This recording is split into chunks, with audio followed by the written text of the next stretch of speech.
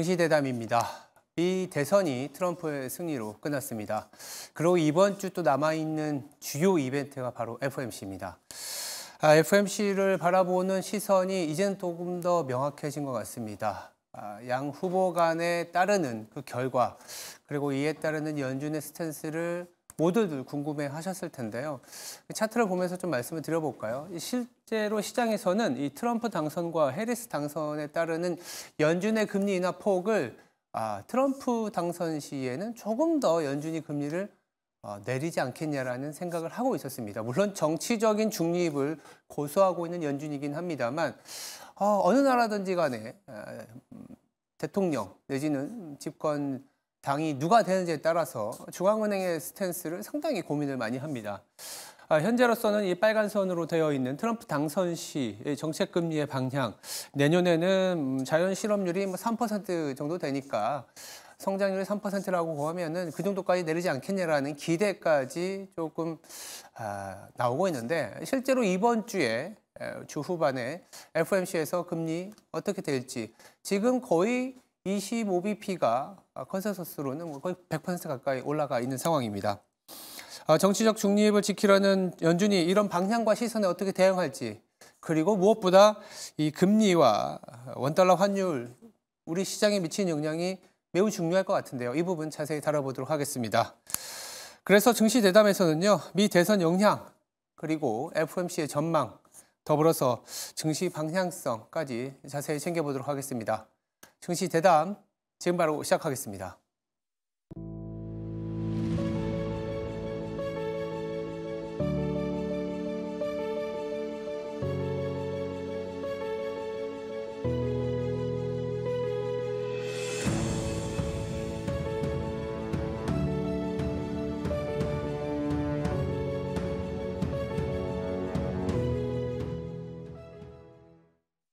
네, 증시 대담 시작하겠습니다.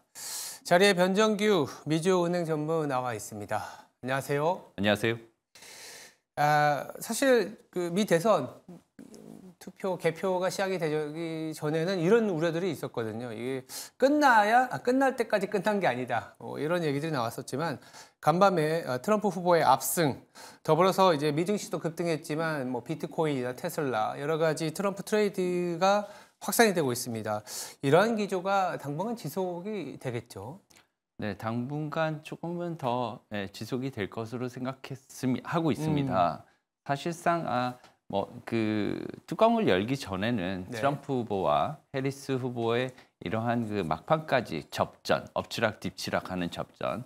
사실상 오늘 새벽까지도 한국 시간 결과가 안 나올 가능성이 높다 이렇게 봤기 때문에 다들 그렇게 준비를 하고 있었는데, 맞아요. 어저께 한국 시간 빠르게 어떻게 보면은 트럼프 후보가 생각과 달리 압승을 거두면서 이러한 결과를 나타내게 됐는데요. 이렇게 압승을 거두고 또 레드 스윕도 가능성이 커지면서 공화당이 이제 상원과 하원까지도 차지할 가능성이 점점 커졌단 말이에요. 이런 거에 따라서 레드 스윕, 트럼프 대통령의 당선뿐만이 아니라 공화당이 상원과 하원을 모두 휩쓰는 이러한 정책적인 변화에 따른 그러한 영향에 따라서 앞으로는 이러한 공화당이 새로 추진하는 정책의 방향에 따른 그런 금융과 외교 그리고 무역에 따른 여러 가지 정책적인 변화에 따른 국제 정세의 변화가 생각이 됩니다. 따라서 이런 거에 따른 주가의 변화, 또 금리, 금융시장의 변화, 특히나 FOMC를 앞두고 있는 오늘 특히나 금융시장에 주는 그런 메시지는 강하다고 할 수 있겠고요. 특히나 최근에 미국의 국채 수익률, 장기채죠. 10년물 장기채 수익률 급등을 최고의 그 변화로 이렇게 볼 수가 있는데요. 이러한 특징이 당분간 4.45% 위로 이렇게 솟구친 미국채 10년물 수익률이 당분간은 4.4% 이렇게 높은 수익률에서 유지가 될 가능성이 높습니다. 다만 정책적인 변화 가능성이 크게 우려됨에 따라서 내년부터 금융과 환율, 주식시장의 변동성은 극대화될 것으로 보여서 이에 대한 대비가 필요할 것으로 생각이 됩니다. 예, 방금 환율도 말씀해 주셨는데요. NDF 보니까 1,400원이 넘어가 있는 상황입니다. 달러 인덱스도 간밤에 급등을 했고 이렇게 우리가 고민하고 트럼프 후보가 되든 뭐 예를 들어서 미대선을 집중했었던 부분은 이제 무역 정책이라든지 뭐 강달러나 환율의 어떤 변동성을 크게 우려했는데 현재로서 나타나는 것은 강달러와 원달러 환율의 상승입니다. 트럼프 후보가 또 관세를 좀 주요 정책으로 무역 정책으로 쓰고 있을 가능성이 높은데 환율에 상당히 많은 영향을 줄 것 같아요, 앞으로도. 네, 금융시장에 크게 영향을 줄 것으로 생각되는데요. 이번에 이제 공화당과 트럼프 2기 행정부의 변화는 크게 두 가지의 포커스를 맞춰서 시장에 반영이 되고 있습니다. 어저께 시장의 결과를 본다면 한국과 일본 그리고 중국을 위한 아시아 시장의 주가가 크게 상반되는 모습을 보였습니다. 맞아요. 특히나 한국의 주식시장은 정체를 보인 반면에 일본의 시장은 니케이는 2.6% 이상의 급등세를 보였단 말이죠. 특히나 홍콩 시장은 이와 반대로 2% 이하의 급락세를 보였습니다. 이렇게 상반되는 것은 트럼프 행정부의 대외교 정책이 주는 영향이 크게 다를 것으로 생각이 되는 것도 있지만 가장 중요한 것은 관세 정책과 대중국 정책 두 가지로 압축이 될 수가 있겠습니다. 첫 번째 관세 정책으로 인해서는 관세 정책이 시행이 된다면 물가를 올릴 소지가 높습니다. 미국의 물가가 올라가게 되면 이러한 물가 상승은 인플레이션을 촉진해서 앞으로 파월 의장이 이끄는 연준의 금리 인하 속도를 제어하고 늦게 만들 가능성이 높다는 게 시장의 우려입니다. 따라서 이러한 금리 인하가 늦어지게 된다면 엔화 가치 같은 경우에는 엔저가 다시 회귀될 수 있는 가능성이 높다고 시장이 생각하기 때문에 일본의 시장에서는 일본의 수출 품목들인 반도체와 기계 여러 가지 그 수출이 호조를 이룰 것으로 보고 있기 때문입니다. 따라서 일본의 니케이는 어저께 2% 이상의 그런 강한 급등세를 보였고요. 다만 중국 정도가 높은 국가의 경우에는 반대로 하락세를 면치 못하는 이러한 상황을 보였습니다. 따라서 이 관세 정책에 대한 인플레의 영향 그리고 대중국 무역 변수 이 두 가지에 대해서 초점을 맞춰서 앞으로 환율과 금리 또한 여러 가지 대내적인 변수를 각각 다 고려해야지 앞으로 시장의 변동성에 대응할 수 있다고 생각을 합니다. 네, 일단 참 어려운 주제들이 앞에 놓여 있습니다. 하나하나 이제 장기적으로 좀 풀어나가야 되거나 대응을 해야 되는 이슈일 거라는 생각이 드는데 당장 또 이번 주에 뭐 대선 끝나고 정신없게 또 FOMC가 예정이 되어 있습니다. 시장에서는 한 25bp가 거의 뭐 98%, 뭐 시장에서는 100% 확률로 보고 있는데 전무님은 이번 주 FOMC 어떻게 보세요? 네, 이번 주 FOMC는 사실 어쩌면 굉장히 드라이하다 이렇게 생각을 드라이하다. 하고 있습니다. 네. 저희가 뭐 드라이하다 아니면은 뭐 드라이하지 않다 이렇게 보는 경우들이 있는데 이번에는 상당히 어떻게 보면 이렇게 무미건조한 이러한 FOMC로 갈 수 있지 않느냐. 왜냐하면은 큰 변수들이 너무 많았어요. 대내적으로 이런 것들이 있고요. 특히나 타 국가에 대한 영향력도 매우 크지 않습니까? 미국 대선 같은 경우에는 미국의 세계 기축 통화인 달러의 발권국이지 않습니까? 그렇죠. 미국이. 그리고 세계 최강국이기 때문에 이러한 행정부의 변화는 미국뿐만이 아니라 일본, 중국, 우리나라 세계 전체에 영향을 많이 줄 거고요. 네. 그리고 이러한 미국의 변동성에 따른 금융시장의 변동성은 앞으로 2025년 우리가 주의해야 될 그런 상황입니다. 여기에 파월 의장은 항상 중립을 지키겠다고 원칙론을 고집하긴 했지만 네. 파월 의장은 공화당 트럼프가 임명한 그런 의장이죠. 맞아요. 예, 임기가 이번 년 말 2026년 초까지로 이렇게 되어 있습니다. 파월 의장의 만기가 다가오게 되면 공화당 트럼프 당선자는 아마도 새로운 의장을 선출할 것으로 보이는데요. 이번 주에서는 25bp 말씀하신 바와 같이 25bp 0.25%포인트의 인하를 거의 기정사실화하고 있는 그런 상황입니다. 네. 다만 우리가 조금씩 주의해야 될 측면은 지금 고용 지수라든가 미국의 경제 성장률 GDP가 2.8%의 예측 가능성이 나오지 않았습니까? 네. 이러한 것을 볼 때 미국의 경기가 상당히 지금 호조를 보이고 있고요. 게다가 간밤에 트럼프 당선 효과로 인해서 다우라든가 나스닥이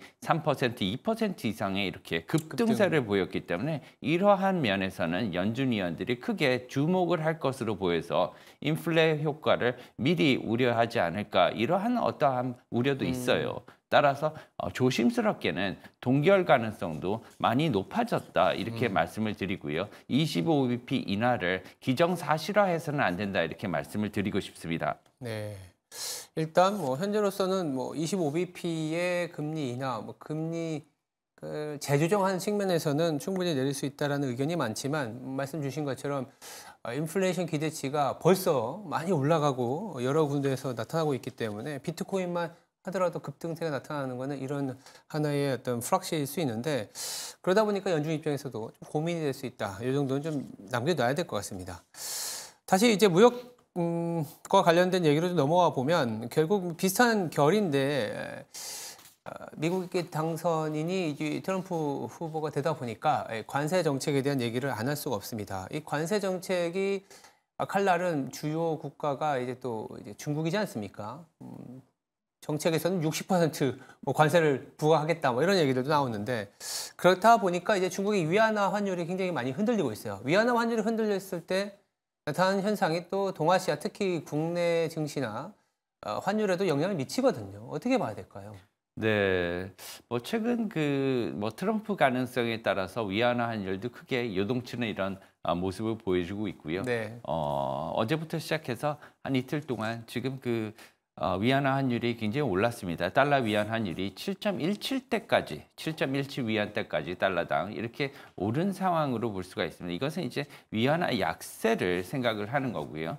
이런 것은 이제 트럼프 대통령 후보가 이제 당선이 됐기 때문에 일기 집권기에 대중 무역 분쟁이 크게 일어났단 말이에요. 당시에 특히 이 초점은 환율에 맞춰졌었습니다. 이제 무역 흑자에 따른 그러한 이슈들이 환율 때문에 그런 것이 아니냐. 위안화 환율을 너무 높게 갖고 가는 것이 아니냐. 위안화가 너무 싼 거 아니냐. 이러한 제기를 했었고요. 그에 반발해서 중국 당국은 인민은행이 위안화 환율을 크게 높이는 포치라고 이제 다시 그때 당시에 있었지 않습니까? 포치라는 거는 7위안을 이렇게 넘긴다는 이런 뜻이었는데 7위안을 그때 넘기면서 이렇게 무역 분쟁으로 치달았습니다. 그러면서 미국이 중국을 갖다가 환율 조작국으로 이렇게 사상 초유로 환율 조작국으로 지정하는 그런 사태까지 이르렀는데요. 현재 한국과 같은 경우에는 관찰 대상국에서도 빠져 있는 상태입니다. 그런데 중국의 이러한 무역 분쟁이 시작이 되면 원화에도 불똥이 튀지 않을까 이런 것이 가장 큰 우려가 그렇죠. 된다는 말이죠. 그래서 이번에 트럼프 대통령 당선과 관련해서 저희가 이런 것을 안 볼 수가 없는 입장입니다. 따라서 모든 것이 지금 미국 행정부에 관심이 집중돼 있는 그렇죠. 상황인데요. 이 중국 문제와 관세 문제 이 두 가지는 앞으로 환율뿐만 아니라 금리, 모든 외교 이런 세계 정세에 크게 영향을 줄 것으로 보여서요. 저희가 올해 말 내년 초까지 변동성이 굉장히 클 수가 있다. 트럼프 대통령의 명확한 이러한 방향성이 나타나지 않는 한 굉장히 변동성이 클 수밖에 없어서 좀 유의해야 되겠다 이렇게 말씀을 드립니다. 알겠습니다. 변동성이 커질 수밖에 없는 특히 이제 금리나 환율 등 주식은 미국 주식 내에서의 변화니까 흐름 추세적으로 가져간다 하더라도 환율은 이제 상대에 비교지 않습니까? 그러니까 변동성이 상당히 커질 수 있다는 얘기를 좀 주셨는데 다시 좀 연준의 정책으로 돌아와 보면 그래도 내년에는 약간 금리 인하 기조가 폭은 좀 다를 수 있겠지만 금리 인하 기조가 지속이 될 거다라는 게 컨센서스거든요. 그렇게 보는 분위기가 지배적인데 전문지는 이 금리 인하 기조가 계속 이어질 거라고 보시는지가 궁금합니다. 네, 매우 중요한 질문이죠. 사실 금리 인하 기조가 지속되느냐 아니면 이것이 늦어져서 내년까지 저희가 일반적인 시장에서는 내년 상반기 하반기까지 1% 이상의 미국 연준의 금리 인하가 이어질 것으로 대체적으로 컨센서스가 모아지고 있는데 이것이 지금 최근에는 조금씩 후퇴하고 있지 않습니까? 맞아요. 인플레이션 그리고 게다가 미국의 경기가 너무 좋다. 그래서 착륙하지 않을 가능성도 있다. 이런 우려까지도 제기되고 있기 때문에 그러한 가능성에 대해서 많은 우려가 있는 것은 사실입니다. 하지만 이렇게 좋은 경우에도 그다음에 랜딩도 또한 굉장히 커질 수가 있는 그러한 위험성이 항상 내포돼 있거든요. 그래서 이번 FOMC 같은 경우에도 이런 기금리 인하 기조가 계속될 것으로 생각되기 때문에 25bp를 내린다. 이러한 가정이 굉장히 커요. 이래에 따라서 앞으로는 조금씩 내려가긴 내려가겠지만 결국에는 미국의 경기도 하향 곡선을 그리면서 다시 금리 인하 속도가 조금씩 내년 이후에는 빨라지지 않을까 이렇게 조심스럽게 전망하고 있습니다. 알겠습니다. 자, 그렇다면 우리가 쭉 연준의 스탠스라든지 환율의 변동성을 조금 체크를 해봤습니다.